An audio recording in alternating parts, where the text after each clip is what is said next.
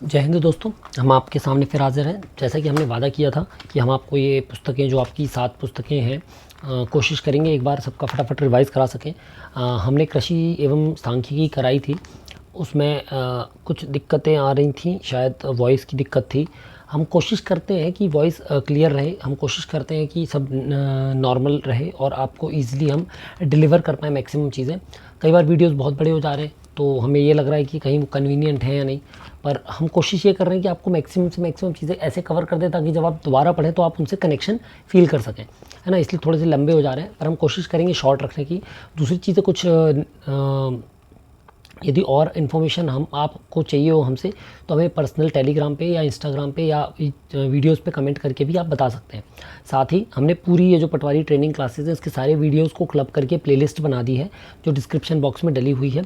Web GIS के जितने भी वीडियोज़ हैं उन सब की जो हमने प्लेलिस्ट है वो भी डिस्क्रिप्शन बॉक्स पे डली हुई है। और लगभग जो प्रतिवेदन है, जितने भी प्रकार के प्रतिवेदन लगते हैं, जितने भी प्रकार के पंचनामा लगते हैं, जितने प्रकार के फॉर्मेट लगते हैं, उनको हमने गूगल ड्राइव पे डाल के उसकी भी लिंक डिस्क्रिप्शन पे दी हुई है। और जो नियम है, अधिनियम है, अन्य किताबें हैं, बहुत सारी पीडीएफ हैं, वो भी डिस्क्रिप्शन पे दिया हुआ। साथ ही जो ईटीएसएम मशीन है उसका सिमुलेटर भी हमने गूगल ड्राइव पे डालकर उसकी लिंक भी डिस्क्रिप्शन पे दी हुई है। आप ये सारी चीज़ें देख सकते हैं। आपको इनमें किसी प्रकार की और सहायता लगे तो आप हमको बता सकते हैं। जिन लोगों ने हमसे पर्सनल कांटेक्ट किया था, हमने उनको संजय सर का और हमारे चेतन भाई साहब का पर्सनल जो लिंक्स हैं शेयर कर दी हैं। वो वन टाइम लिंक्स हैं, सेकेंड टाइम आप उनको यूज़ नहीं कर पाएंगे, ताकि जो अदर कर्मचारियों के अलावा कोई और व्यक्ति हैं वो ना जुड़े, क्योंकि उससे थोड़ा सा डिस्क्रिपेंसी क्रिएट होती है। ठीक है, ये तो इंट्रोडक्शन था हमारा। तो आज जो हम लेकर आए हैं वो है ये चौथी हमारी किताब तरतीब। तो हम पहले देख लें हम क्या क्या कर चुके हैं। हम कर चुके हैं कृषि एवं कृषि सांख्यिकी। इसमें हमने बताया था फसल के बारे में, सिंचाई के बारे में, वर्तमान समय के उपकरणों के बारे में। फिर कृषि सांख्यिकी में हमने आपको बता दिया है कि कृषि सांख्यिकी क्या होती है, कब होती है, कैसे होती है। इसमें एक महत्वपूर्ण चीज़ बची हुई है, फसल कटाई प्रयोग। तो काफ़ी लोगों ने कहा उसको डिटेल में बता दीजिएगा, तो हम आपको जल्दी ही, हो सकता है अगली जो हमारी बुक है उसके पहले ही हम आपको ये चीज़ दे दें। ठीक है, क्या दे दें? कृषि सांख्यिकी के अंदर फसल कटाई प्रयोग हम आपको दे दें, है ना, जिससे कि आपको ईजी पड़ेगा चीज़ों को समझने में। तो ये हमारा हो चुका है ना, ये ख़त्म। अब अगला जो हम आज कर रहे हैं वो है तरतीब कागज़ात।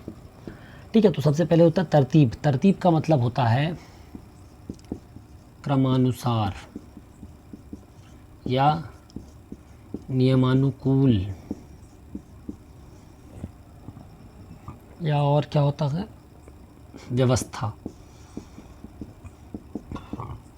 सॉरी, प्रबंध। ठीक है, इस तरीके से इसकी बहुत सारे नाम हैं, तरतीब और कागजात। यानी कि आप समझ लीजिए जो हम आपको बता रहे हैं उसमें हम आपको बताएंगे नियम अनुसार कितने कागजात हैं, कितने प्रकार के प्रपत्र हैं, कितने प्रकार के डॉक्यूमेंट्स हैं या लेटर्स हैं या फॉर्मेट्स हैं जो पटवारी को बनाने पड़ते थे। अब ये थे हैं क्या है, तो ये इसके जस्ट बाद आपको बताते हैं। ठीक है, तो चलिए शुरू करते हैं। हमारा आज का सब्जेक्ट तरतीब कागजात। आशा करते हैं आप लोगों की ट्रेनिंग अच्छी चल रही होगी। ये जो किताबें हैं ये आपके बहुत काम की हैं। हमने भी अपनी ट्रेनिंग के टाइम की किताबें रखी हैं, लगभग वही हैं। कुछ चीज़ें नई बस जोड़ी गई हैं, जैसे कि केंद्र सरकार द्वारा जारी किया गया था IGOT कर्मयोगी, जिसके बारे में मैंने बताया था आपको, है ना। वो एक अच्छा टॉपिक जोड़ा गया है सिलेबस में और बहुत बढ़िया है। उसमें मैनेजमेंट कैसे करना है, मोटिवेशन, इंस्पिरेशन, वर्किंग कल्चर के बारे में बहुत अच्छे से बताया गया, तो वो आप देख सकते हैं। ठीक है, तरतीब कागजात क्या कहता है? तरतीब कागजात, तरतीब और कागजात। अब एक चीज़ बता दें आपको, जब आप मध्य प्रदेश शासन के अंतर्गत कार्य कर रहे हैं तो भारत सरकार के अंतर्गत जहाँ भी हिंदी भाषी राज्य हैं वहाँ पर यूज़ होने वाली आधे से ज़्यादा ऑफिशियल लैंग्वेज जो है वो उर्दू है ना। तो जो टर्मिनोलॉजीज़ हैं वर्तमान में उर्दू हैं। केंद्र शासन का पहल जो है वो ये है कि आने वाले समय में ज़्यादा से ज़्यादा इसको उर्दू को कन्वर्ट करके या उर्दू को रिप्लेस करके हिंदी ला दिया जाए। अच्छी पहल है और थोड़ा सा दिक्कत जाएगी क्योंकि वो ट्रेडिशन चल रहा है, लेकिन जब कोई चीज़ सही चीज़ होती है तो थोड़ा सा विरोध होता है, थोड़ा सा अटपटा लगता है, लेकिन वो धीरे धीरे एडजस्ट हो जाता है। तो इसको स्वीकार करें, हिंदी पढ़ें, हिंदी बोलें, क्योंकि राज्य सरकार की आप नौकरी कर रहे हैं तो आपको हिंदी आनी चाहिए। उर्दू से बेहतर हो सकती है हिंदी, है ना। उर्दू बस लहजे की भाषा है, थोड़ी सी उर्दू में बदतमीज़ी नहीं है, लेकिन फिर भी वो शेर व शायरी की भाषा उसको वहीं रहने देते हैं। जो हमारी लीगल भाषा वैदिक भाषा है उसको हिंदी करने की कोशिश कर रहे हैं। तो तरतीब और कागजात, ओहो देखिए, ये देखिए, ये हो गया ना, लाजवाब लिखते लिखते कागजात हो गया कागजाब हो गया। तो कागजात मतलब होता है कागज़, डॉक्यूमेंट्स। और तरतीब मतलब होता है क्रमानुसार, यानी कि नियम अनुसार जो कागज़ हैं, जो डॉक्यूमेंट्स हैं, उसके बारे में जानकारी।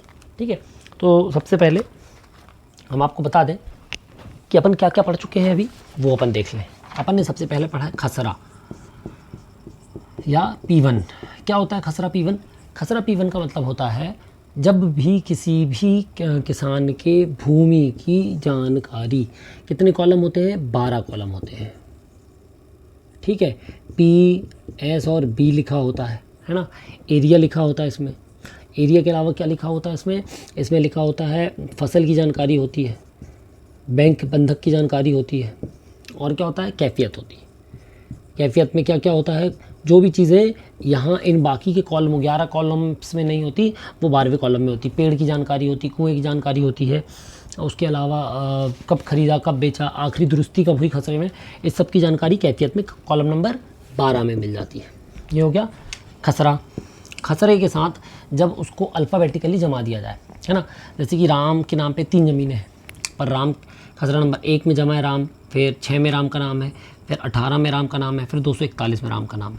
लेकिन जब इसको अल्फ़ाबेटिकली जमाएंगे तो आ बा सा मतलब सॉरी आ ई ऊ से लेके का खा गा घा से लेके जब या रा में जाएंगे तो यहाँ राम पे 1,6,18,241। ठीक है, चारों खसरे उपलब्ध एक साथ हो जाएंगे, तो ये हो गया खाता।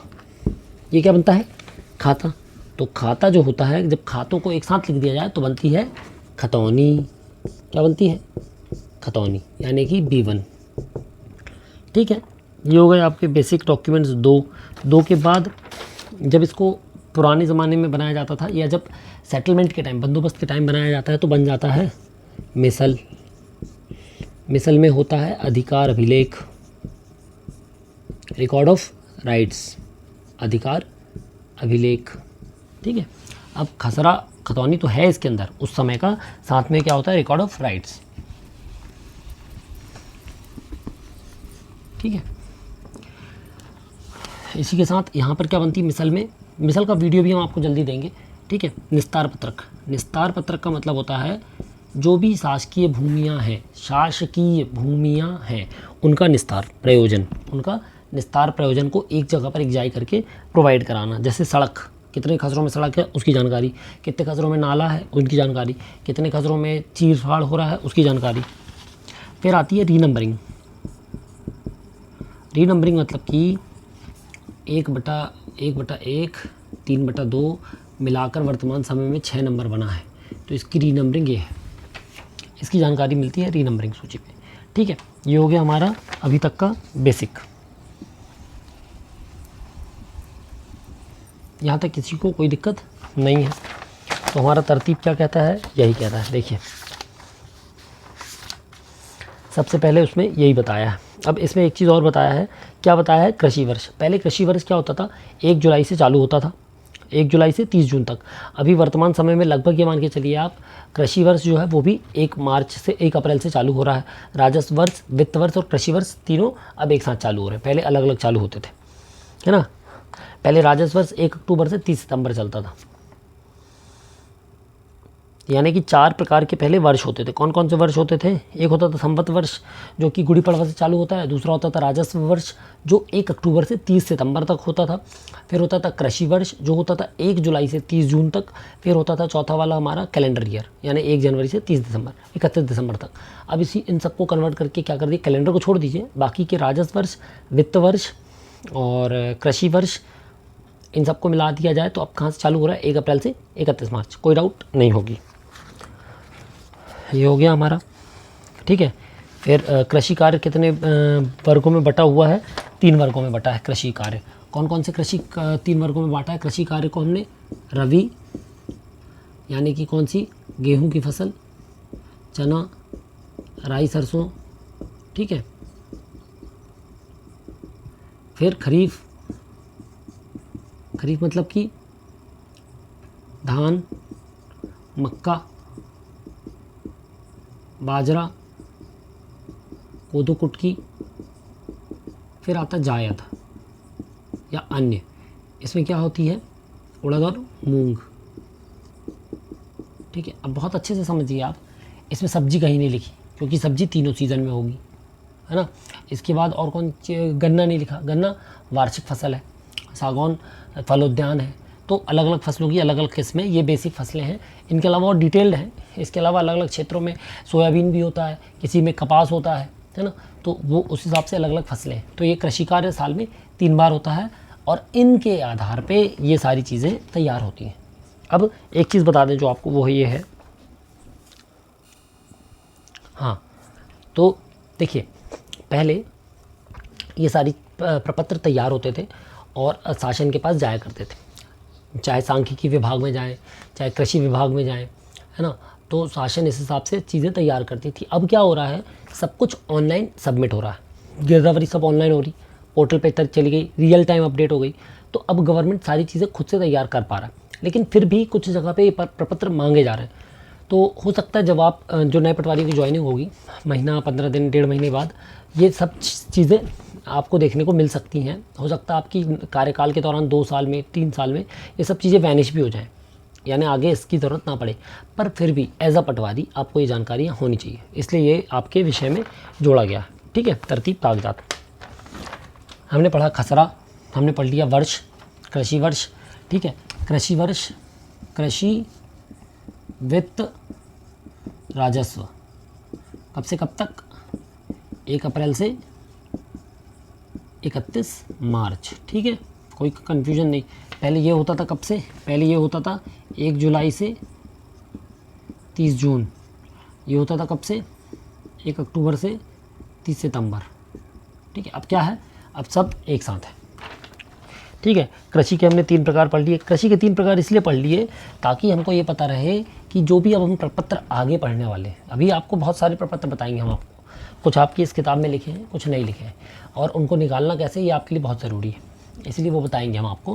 पर आपको जब ये पता होगा तब वो आपको ईजी पड़ेगा, है ना। तो उन सब में इन सब चीज़ों की ज़रूरत पड़ती है, बिना फसल के कोई प्रपत्र नहीं भरा जाता, तो ये बहुत इंपॉर्टेंट है। ठीक है, तो सबसे पहले इसमें भी जो दिया है वो है आपका खसरा 5 साल। अब 5 साल बंद हो गया है सन 2010 में, है ना। किस योजना के तहत,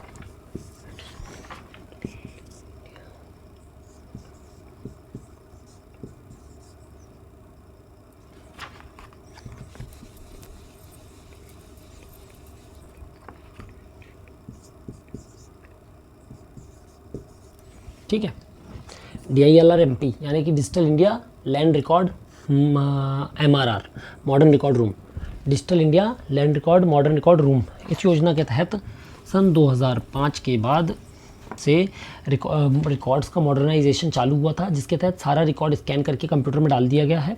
और अब ऑफलाइन कोई डॉक्यूमेंट तैयार मध्य प्रदेश में एटलीस्ट नहीं हो रहा है।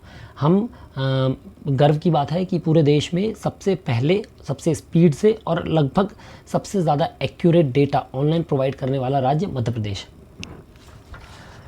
तो कहाँ थे हम, हाँ हम थे इस पे मॉडर्न रिकॉर्ड रूम की बात कर रहे थे 2010 की।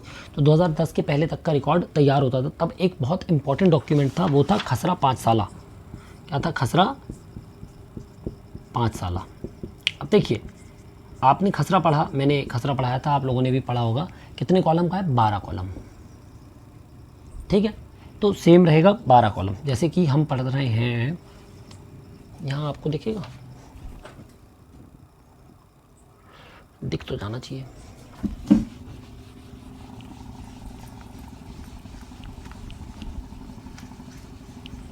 ये देखिए,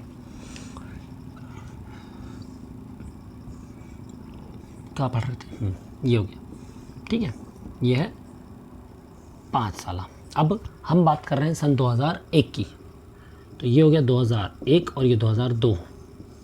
ठीक है, कॉलम नंबर 1 से, खसरा नंबर से शुरू करके रकबा, भूमि स्वामी, कब्जा, फसल, पड़ती, 3 प्रकार की। ठीक है, यानी 1 2 3 4 5 6 7 8 9 10 11 और 12, ये हो गई इस साल की पूरी प्रविष्टि, 12 कॉलम। ये तो हो गई 1 2 की। अब आते हैं 2002 3 3 4 4 5 और 5 6। ठीक है,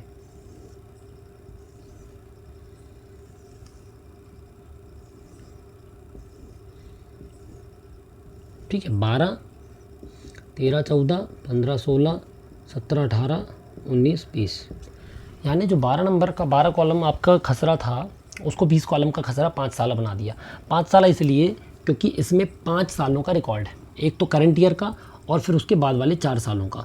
उन 4 सालों में किसी वर्ष में यदि खसरा में रकवा में कोई परिवर्तन हुआ हो, चाहे वो बंटवारा में हुआ हो, चाहे उसका डायवर्जन हुआ हो, चाहे उसमें किसी प्रकार का व्यक्ति की फौती उठी हो, तो जिस वर्ष में फौती उठी होगी उस वर्ष में परिवर्तन दर्ज दिखाता है। ठीक है, इसलिए इसको खसरा की 5 साल कहते हैं, क्योंकि इसमें कितने साल का रिकॉर्ड मिल रहा है हमको, 5 साल का। यानी यदि हम खसरा बस निकालेंगे तो हमको मिलेगा खसरा केवल 1 और 2 का, लेकिन जब हम खसरा 5 साल निकालेंगे 1 और 2 की तो हमको रिकॉर्ड मिलेगा 2001 से 2006 तक का। ये अभी अवेलेबल है मैक्सिमम जेलों में 2010 तक। 2010 के बाद हस्तलिखित खसरे बंद हो गए। एक खसरा 5 साल केवल तब था जब हस्तलिखित खसरे चलते थे। अब हस्तलिखित खसरे नहीं होने के कारण केवल खसरा मिलता है, और पुराना कोई रिकॉर्ड चाहिए हो तो हम क्या करते हैं, वेब GIS से या पब्लिक ID से निकाल सकते हैं। ठीक है, तो ये हो गया हमारा खसरा 5 साल। यहाँ तक किसी को डाउट नहीं हुई होगी, बिल्कुल सिंपल है। आपको पूरा जो खसरा है वही है, खसरे की जानकारी है, किस कॉलम में क्या क्या है, जैसे कि क्या क्या है। सबसे पहले तो क्रमांक है, क्षेत्रफल है, भूमि खातों का वर्णन। अच्छा, ये तो पुराना खसरा इसमें दिया हुआ। नया खसरा मैं आपको पढ़ा चुका हूँ, आप उस पर देख लेना 12 कॉलम में क्या क्या है। ईजी कर दिया वो थोड़ा समझने में। 9वें कॉलम पे बंधक की जानकारी है, 12वें नंबर पे कैफियत है। पहले 1 नंबर पे जो खसरा नंबर आता था, अब 1 नंबर पे UID है, 2 नंबर पे खसरा नंबर है, 3 नंबर पे ब्लॉक नंबर है, चौथे नंबर पे रकवा है, 5वें नंबर पे नाम है। ठीक है, अब पट्टा क्या होता है, बहुत ही महत्वपूर्ण विषय है पट्टा। 5वें नंबर पे पढ़ रहे हैं हम पट्टा। पट्टा मतलब कि शासन द्वारा किसी विशेष उपयोग के लिए किसी विशेष व्यक्ति को दिया गया भूखंड। ठीक है, जैसे कि कोई व्यक्ति भूमिहीन है, उसके पास जीविकोपार्जन के लिए कुछ भी नहीं है, तो शासन द्वारा उसको नियम अनुसार उसकी जांच पड़ताल के पश्चात उसको कुछ रकबा दिया जाता है कृषि करने के लिए, जीवन यापन करने के लिए। अब जो पट्टा है वो देने की अधिकारिता केवल अनुविभागीय अधिकारी या ऊपर है, नीचे उनको कोई पट्टा नहीं दे सकते। जैसे कि कोई पूछे तहसीलदार महोदय पट्टा दे सकते हैं, तो ऐसा अभी तक नहीं है। ठीक है, धारा 168 में इसके बारे में परिभाषा दी हुई है, और धारा 17 कहती है कि उसको पट्टा पहले ग्राम पंचायत पटेल के द्वारा वो होता था। ठीक है, लेकिन अब इसको परिवर्तन करके क्या कर दिया है, धारा 183 की उपधारा 2 के अंतर्गत ग्राम नौकर किसी वर्ष अपने खाते की भूमि में भाग को केवल पट्टे पर दे सकता है। मतलब अब नौकर भी पट्टे पे दे सकते हैं लिखा हुआ था, लेकिन अब ये सब देखिए अब इग्नोर हो गया है। आज की डेट में शासन द्वारा भी वर्तमान में कोई पट्टे नहीं दिए जा रहे थे। जो अंतिम पट्टे दिए गए हैं वो वन मित्र पोर्टल से फॉरेस्ट के पट्टे दिए गए हैं। ठीक है, फॉरेस्ट रिजर्व के जो पट्टे थे वो पट्टे केवल दिए गए। FRA फॉरेस्ट रिजर्व्ड एरिया में वन मित्र पोर्टल के तहत वन विभाग द्वारा कृषि करने के लिए कुछ पट्टे दिए गए हैं। ये हो गया फसल आपका, खाना नंबर 6 हो गया, खाना नंबर 7, 8 हो गया, 9 हो गया, 10, 11, ये पूरा खसरे का दिया हुआ है। खसरा कैफियत क्या है, कैफियत का मतलब सीधा सा है जो 11 कॉलम तक नहीं दिया है उसकी जानकारी केवल 12 में भरी जाती है। ठीक है, 13 से 20 में क्या है, परिवर्तन भरा जाता है। जो भी हम खसरे का परिवर्तन भरेंगे वो आ जाता है 13 से 20 में। फिर आते हैं किस्तबंदी यानी कि खतौनी। खतौनी को ही हम क्या कह रहे हैं, किस्तबंदी।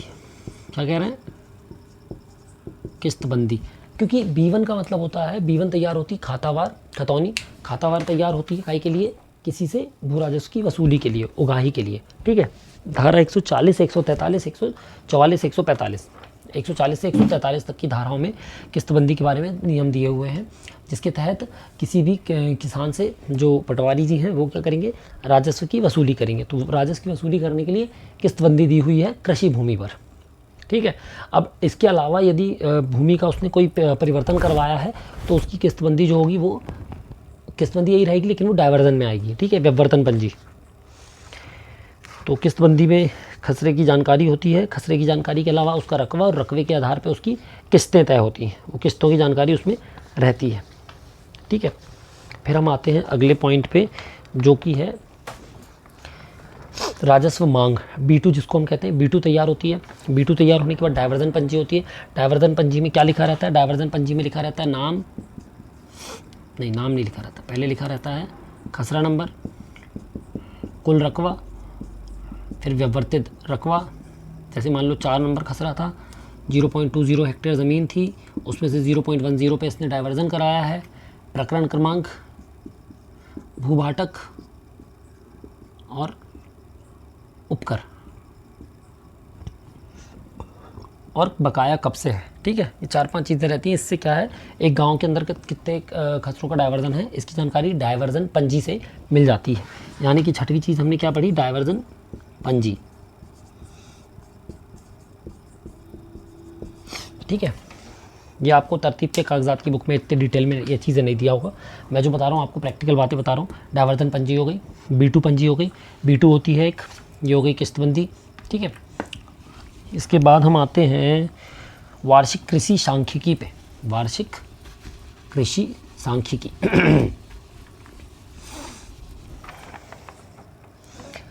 या उससे पहले आप समझ लो 6 आपने पढ़ी डाइवर्जन पंजी, है ना। मैं सीधे आता हूँ आपके पास 7वें पॉइंट पे। 7वां पॉइंट कहता है जिन्सवार। जिन्स, देखो जिन्स का मतलब होता है फसल। जिन्स का मतलब होता है फसल। यदि किसी ने लिखा जिन्स, या इसको ऐसे लिख सकते हैं जिन्स, तो जिन्स का मतलब होता है फसल। तो जब फसलवार कोई जानकारी कलेक्ट की जाए, अरेंज की जाए, उसको कहते हैं जिन्सवार, फसलवार। ये 6 तक पढ़े थे, 7वां पॉइंट।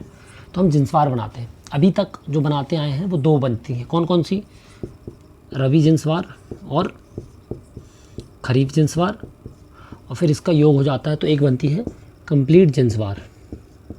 साल में एक बार बनती है, कृषि वर्ष समाप्त होने के जस्ट बाद, या रबी की गिरदावरी पूर्ण होने के जस्ट बाद।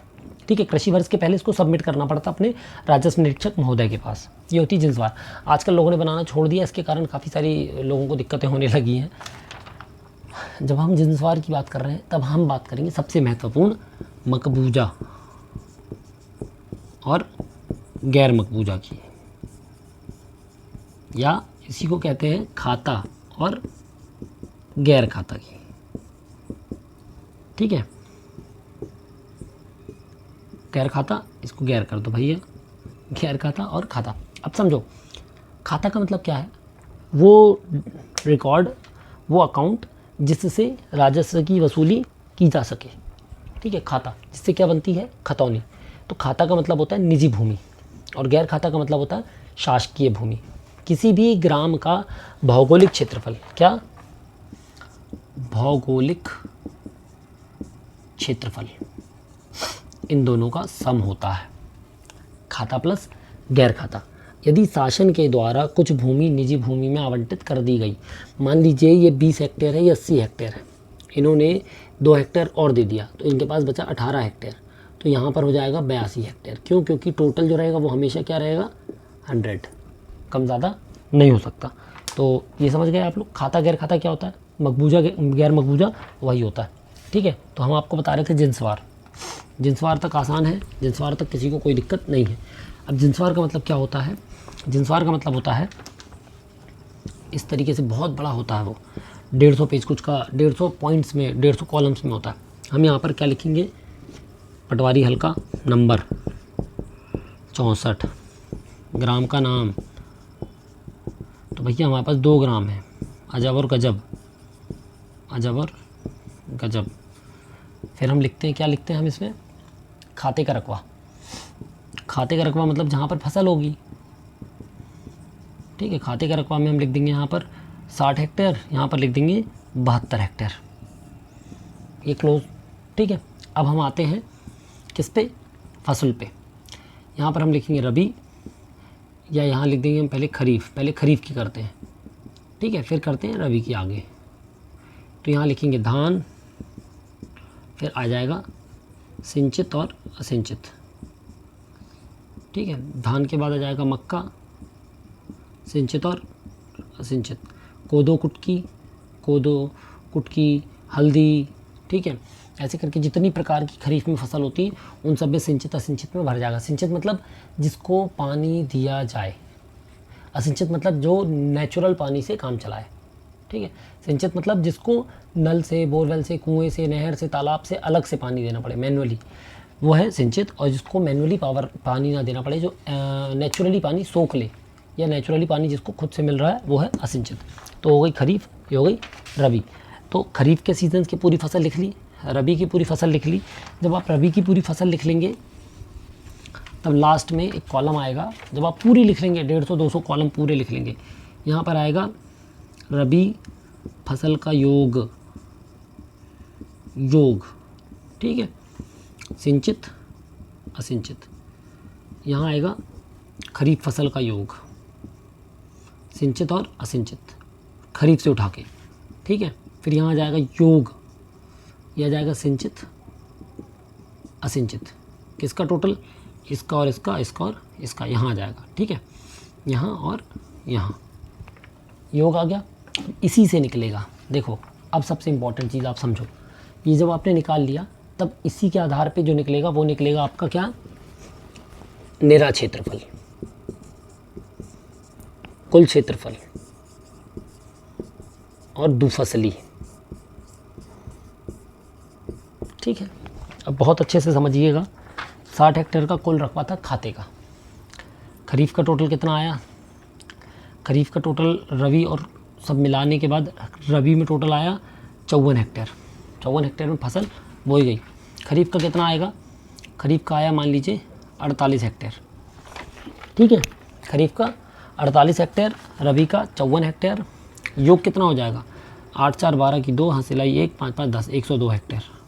तो ये 102 हेक्टेयर काय में जाएगा,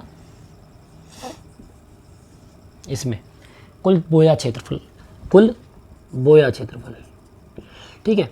यहीं पर आ जाता है, अब शुद्ध बोया क्षेत्रफल भी कहते हैं। तो शुद्ध बोया क्षेत्रफल का मतलब है जो कम से कम एक बार बोया गया हो, जो कम से कम एक बार बोया गया हो। तो कम से कम एक बार बोया, मैक्सिमम में आप लिख सकते हैं 54 हेक्टेयर, कम से कम 54 हेक्टेयर में तो बोया ही गया। देखो इसमें ज़्यादा आएगा, जब शुद्ध बोया क्षेत्रफल की बात करते हैं तो उसमें ज़्यादा वाला रकबा आएगा। जब निरा क्षेत्रफल आएगा तो टोटल जो हमारा एरिया हमने लिखा वो आ जाएगा। फिर आता है दुफसली। दुफसली मतलब कि ऐसे खेत या ऐसा एरिया जो दोनों फसलों में बोया गया हो, मतलब रबी में भी जिसमें खेती हुई थी और खरीफ में भी जिसमें खेती हुई थी। अब इसमें आप क्या लिखेंगे, मिनिमम ये या इससे कम, थोड़ा सा है ना, ये नहीं लिख सकते, इससे ज़्यादा नहीं लिख सकते आप। इससे कितना भी कम लिख लो या ये लिख लो, 48 का 48 लिख दो भाई, क्योंकि 54 मतलब 48 से ऊपर आपने लिखा तो 48 से ऊपर तो आप लिख ही नहीं सकते भाई। 48 खरीफ में हुआ तो जो दोनों में कम होगा या तो वो या उससे थोड़ा कम, या जितना कम आपको करना हो जिससे आपके बाकी के फॉर्मूले सेट रहें, ठीक है। तो ये जब आप करेंगे तो आपको खुद समझ में आएगा। अभी सिर्फ बेसिकली समझ लीजिए, दुफसली मतलब कि वो क्षेत्रफल जिसमें दोनों सीजनों में बुवाई हुई हो, ठीक है, खेती हुई हो, कृषि कार्य हुआ गया हो। फिर निरा मिल गया, उसी से हमको निरा मिल जाएगा, यानी कि शुद्ध मतलब कुल क्षेत्रफल माइनस दुफसली से हमको क्या मिल जाएगा। जैसे कुल क्षेत्रफल मिला हमको 102, दुफसली हमने दिया 45, कितना दिया 45, तो हमको शुद्ध बोया क्षेत्रफल या निरा क्षेत्रफल कितना मिल जाएगा, 12 में से 5 गया 7, 9 में से 4 गया 5, 57 हेक्टेयर क्या मिल गया शुद्ध बोया क्षेत्रफल, ठीक है। सही है।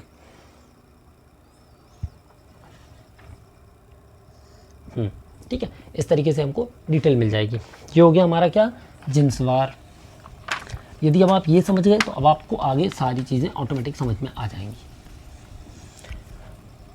है ना। हम एक बार फिर से उठाकर तरतीब आपको दिखा देंगे। पहले जो हमने आप ही के लिए इतनी वो करके बना लिया है वो हम बता दें।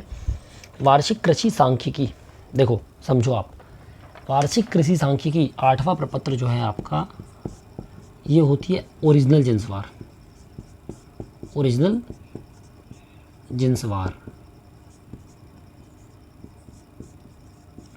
इसमें कितने प्रपत्र होते हैं, 2A 2B 3A 3B 4A 4B 4C और 5A, ठीक है। 2 2 4 3 7 और 1 8, 8 प्रपत्र इसमें भरे जाते हैं। उन 8 प्रपत्रों के हिसाब से क्या तैयार होती है, क्या तैयार होती है, वार्षिक कृषि सांख्यिकी, ठीक है। तो 8 प्रपत्र में सबसे पहले आपने पढ़ा 2A। 2A में क्या भरा जाता है, 2A में भरा जाता है वन विभाग की जानकारी, आरक्षित है, संरक्षित है, कितना एरिया है। फिर कृषि के अनुपयोगी, तो देखो आप यहाँ से समझो, 2A में सबसे पहले क्या भरा, वन विभाग की जानकारी, आरक्षित, संरक्षित, ठीक है, रकबा कितना है। दूसरा आया कृषि के लिए अनुपयोगी, तो कृषि के लिए अनुपयोगी 2 प्रकार से हैं, एक है ऊसर व गैर मुमकिन, जहाँ पर कृषि की ही नहीं जा सकती, जैसे मेड़, ठीक है, जैसे मेड़ हो गई, या ऐसी कोई ज़मीन जो बिल्कुल मतलब ख़राब हो गई, जो कृषि लायक है ही नहीं, ठीक है। ऊसर व गैर मुमकिन। इसमें दूसरी होती है कृषि को छोड़कर अन्य, जहाँ पर कृषि नहीं हो रही हो वर्तमान में, तो 2 प्रकार की, कृषि छोड़कर अन्य। फिर आता है इसके बाद कृषि योग्य। कृषि योग्य में 2 प्रकार की है, एक है जिसमें थोड़ा सुधार की ज़रूरत है, यानी कि 2-3 बार जुताई करवाएंगे, अच्छा 1-2 बार पानी डलवाएंगे, खाद डलवाएंगे तो वो खेती लायक हो जाएगी। जैसे बंजर ज़मीन है पर फिर भी यदि लेवल पे है तो उसको प्रॉपर किया जा सकता, बोर वगैरह करके मिट्टी को ऊपर नीचे करवा के, ठीक है। दूसरी होती है तुरंत, मतलब जिस पे बोए नहीं, जैसे एक सीज़न हमने खाली छोड़ दी, अगले सीज़न वो तैयार है लेकिन खेती के लिए। इसके बाद आती पड़ती। पड़ती भी 3 प्रकार की होती है, एक होती है जिसको अभी छोड़ा, चालू वर्ष की पड़ती। दूसरी होती है 2 से 5 साल। मान लीजिए हमने हमारी ज़मीन में कुछ मिट्टी में कोई बीमारी लग गई थी, तो हमने क्या किया, 1-2 साल के लिए छोड़ देते हैं। जैसे कि नाइट्रोजन की कमी आ जाती है, जहाँ कंटिन्यू दाल बोई जाए, सोयाबीन लगाया जाए, वहाँ पर क्या जाता है, नाइट्रोजन की कमी आ जाती है मिट्टी में, तो 1-2 साल के लिए छोड़ देते हैं। फिर 1-2 साल बाद वापस वो करते हैं तो उसमें वापस से उसकी फर्टिलिटी बन जाती है। फिर एक होती 5 साल से अधिक, जो मतलब अब पड़ी, अब छोड़ दिया, कोई कृषि कर ही नहीं रहा वहाँ पर। फिर इसके बाद आता है कृषि हो गया, पड़ती हो गया, पड़त, फिर हो गया अन्य अकृषि।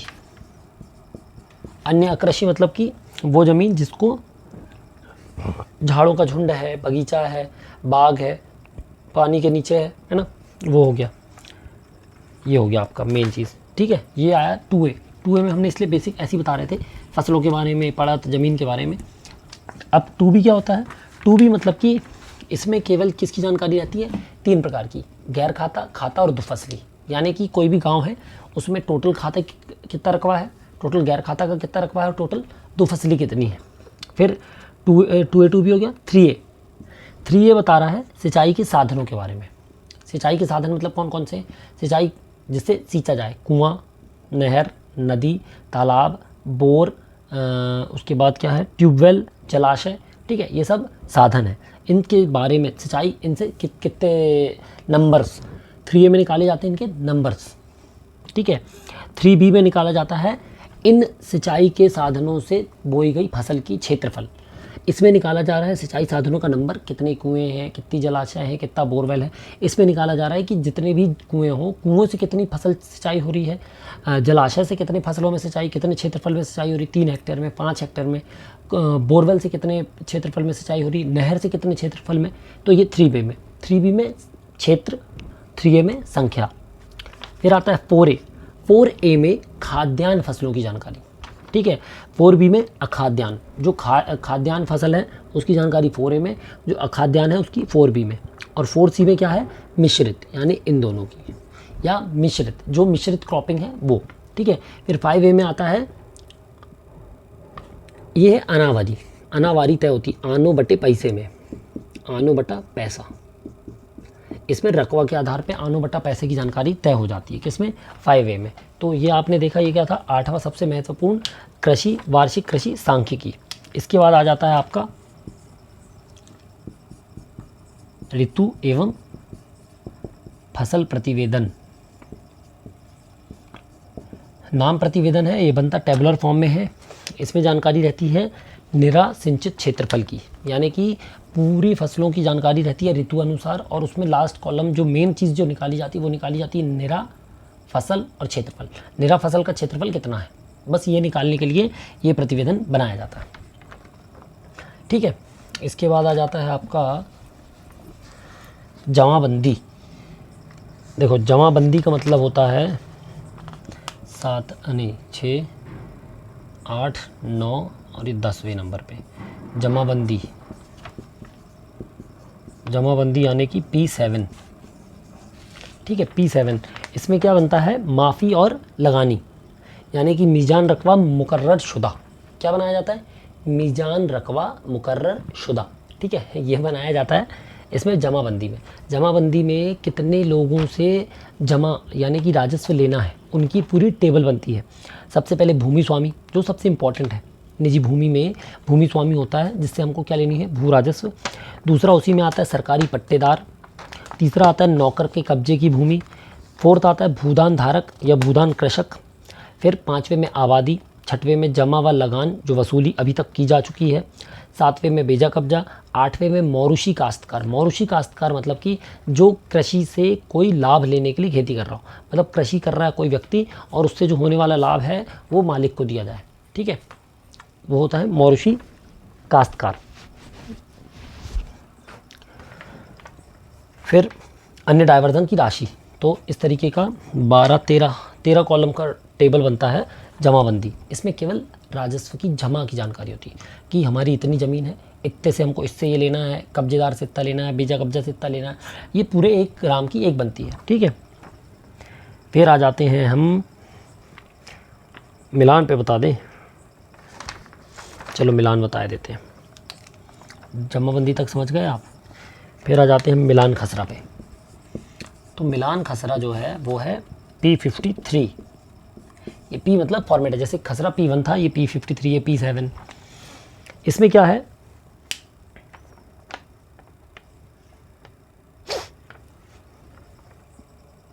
देखिए जो इसके जस्ट पहले आपने अभी तक पढ़ा 2A 2B 4B 4A, उसकी समरी है ये, ठीक है। मिलान में, तो मिलान में सबसे पहले क्या लिखा जाता है, खाते की जानकारी, फिर गैर खाते की जानकारी, फिर सिंचित की संख्या, सिंचित का क्षेत्रफल, फिर सिंचित की संख्या, फिर सिंचित की संख्या के बाद जो आबादी की ज़मीन कितनी है, पहाड़ के नीचे कितनी ज़मीन, पानी के नीचे कितनी ज़मीन है, पहाड़ चट्टान में कितनी ज़मीन, सबका रकवा है ना। मिलान खसरा में जो ये सब है इसका प्रॉपर मिलान होता है, जो अंतिम खसरा होता है वो मिलान खसरा होता है, ठीक है। फिर हो गया मिलान, हो गया आपका। इसके बाद आता है जिनसार हम पढ़ चुके हैं। 12वें नंबर पे आता है आपका प्रामाणिक पैदावार। देखो प्रामाणिक पैदावार कैसे बनता है, ये टेबुलर फॉर्म में बनता है। ये तहसील का नाम, ज़िले का नाम, ग्राम का नाम, फिर वर्ष, कृषि वर्ष, फिर यहाँ पर लिख जाती है फसल, जैसे धान, तो धान छिटवा, बोया, रोपा, ठीक है, सिंचित, असिंचित, तो कितनी हुई किसी भी एक ग्राम की प्रामाणिक पैदावार, यानी कि एक गांव में मान लेते हैं कोई भी एक गांव है उसमें 3600 किलो एक हेक्टेयर में हुई, ठीक है। और बोया जो है वो 42,000 क्विंटल, मतलब 42,000 किलो हुई, 42 क्विंटल हुई, ठीक है। ऐसे करके पूरा प्रकार, फसल की प्रकार के हिसाब से फसल की तौल, प्रामाणिक पैदावार, ये हो गई आपकी प्रामाणिक पैदावार 12 नंबर। अब हम चलते हैं वापस थोड़ा सा ऊपर, यहीं पर बता दें हम, जिनसवार आप समझ गए हैं, है ना। ये आपको बहुत सारी चीज़ें आपको शायद आपकी इसमें तरतीब में नहीं मिलेंगी, ये सब हमने बनाई हैं आपके लिए ताकि आपको आसानी हो। फिर आते हैं तितम्मा मिलान, 12 के बाद 13वां नंबर तितम्मा। तितम्मा में जानवरों की जानकारी होती है, किसकी, जानवरों की। कौन कौन से, गाय, बैल, भेड़, भेड़ के बाद आपका आता है भैंस, घोड़ा, टट्टू, टट्टू के बाद आ जाता है आपका बतख, सूअर, बकरी, ठीक है, फिर मुर्गा, कबूतर वगैरह।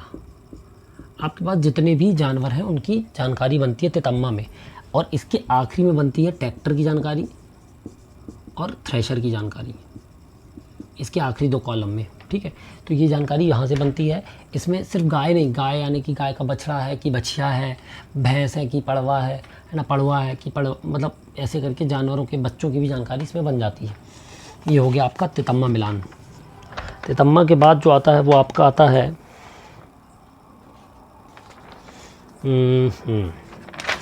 दो ही चीज़ें बची, अपन बता दें पहले आपको। भूमि उपयोग गोशवारा जो सबसे महत्वपूर्ण है, भूमि उपयोग गोशवारा, ठीक है। तो भूमि उपयोग गोशवारा से ही आप सब, गोशवारा का मतलब होता है एकजाई, लास्ट, गोशवारा का मतलब होता है लास्ट, एकजाई। तो जब सब आपका बन गया है तो हम उससे गोशवारा तैयार कर लेते हैं। उसमें हम निकाल लेते हैं सबसे पहले खाता गैर खाता क्या है, ठीक है। खाता गैर खाता मिल गया, खाता गैर खाता के बाद वन, फिर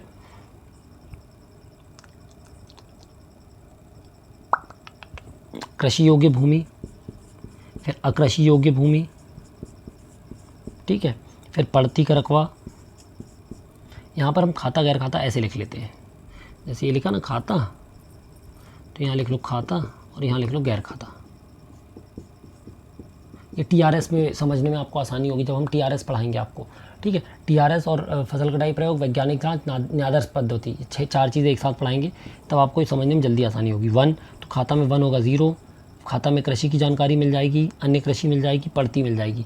गैर खाता में 1 की जानकारी मिल जाएगी, कृषि योग्य कुछ भूमि है उसकी जानकारी मिल जाएगी, बाकी सब इसमें 0 रहता है। फिर आता है, इसी से मिल जाएगा आपको फसल का निरा क्षेत्रफल, निरा फसल, फिर कुल और फिर दुफसली, ठीक है, दुफसली। तो ये मिल गया आपको भूमि का उपयोग गोशवारा, ये हो गया भूमि उपयोग गोशवारा। इसके बाद जो सबसे आखिरी की, अभी आखिरी नहीं, अभी चिट्ठा बचा है हमारा थोड़ा सा। चिट्ठा हालांकि हम पढ़ा चुके हैं, फिर भी एक बार इसमें रिवाइज कराएंगे आपको। 15वें नंबर पे आता है आपका 8 बातें। 8 बातें, कौन कौन सी 8 बातें? तो 8 बातों में सबसे पहले होता है खाते का रकबा। किसका? खाते का। फिर इसी में आ जाएगा गैर खाते का, गिनते चलना 2।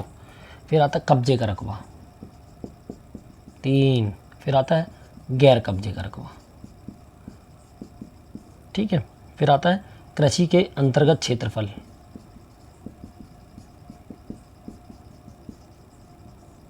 फिर गैर कृषि के अंतर्गत क्षेत्रफल, फिर आता है निरा क्षेत्रफल,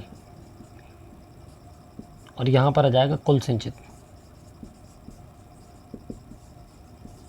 कुल सिंचित, ठीक है। यानी कि ये है यदि 40, नहीं ये है 60, तो ये है 40, ये हो गया 100। फिर कब्जे में रकबा कितना है? तो कब्जे में रकबा 65 है, तो ये है 35, ये हो गया 100, ठीक है। फिर कृषि के अंतर्गत कितना है? तो कृषि के अंदर जो है वो इसमें से है 54, तो 46 जो है वो नहीं है, ये हो गया 100, ठीक है। अब आप समझ गए 8 बातें, तो इसका टोटल लास्ट में एक ही रहेगा, ये हो गया आपका 8 बातें।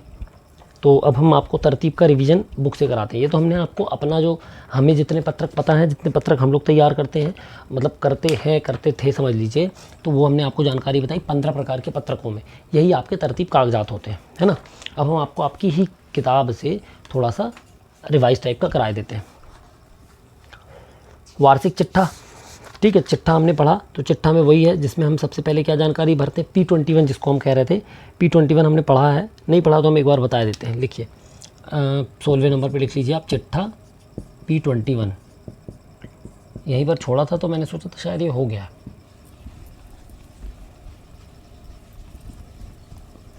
ठीक है। चिट्ठा में क्या होता है? देखो चिट्ठा में आपका सबसे पहले आप भर रहे हो खसरे की जानकारी, फसलों की जानकारी के बाद पड़ती, सिंचित क्षेत्रफल, फिर सिंचित के साधन, बस यही आपका चिट्ठा, यानी हम पढ़ा चुके थे, ठीक है। P53 हम मिलान खसरा पढ़ चुके हैं, ये आपका मिलान खसरा है जिसमें सब मिलान किया जाता है। खरीफ जिनसवार हम पढ़ चुके हैं, खरीफ में यानी कि खरीफ की सारी फसलों का डिटेल, ठीक है। लगभग कितने कॉलम है इसमें? 71 कॉलम है। कितने? 71। फिर आता है रबी जिनसवार में कितने कॉलम है? 47 है इसमें, ठीक है।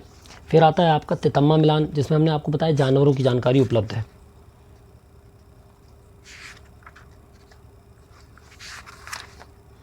बेजा कब्जा पंजी क्या है? तो बेजा कब्जा पंजी का मतलब है, लिख लो इसमें आप, बेजा कब्जा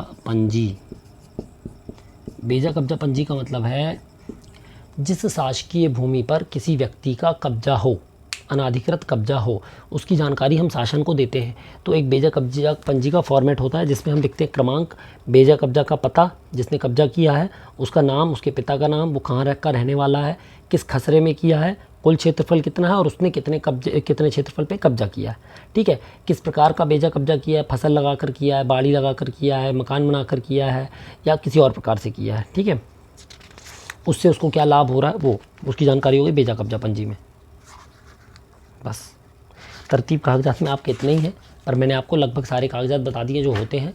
इसके अलावा कोई और कागज़ यदि आपको लगते हो, आपको जानना ज़रूरी है या आपको पता होना चाहिए, तो आप हमको ज़रूर कमेंट बॉक्स पे लिख कर बताइएगा, हम आपको तब ज़रूर उसके बारे में बताएंगे। तब तक के लिए जय हिंद, मिलेंगे जल्दी अगले वीडियो में।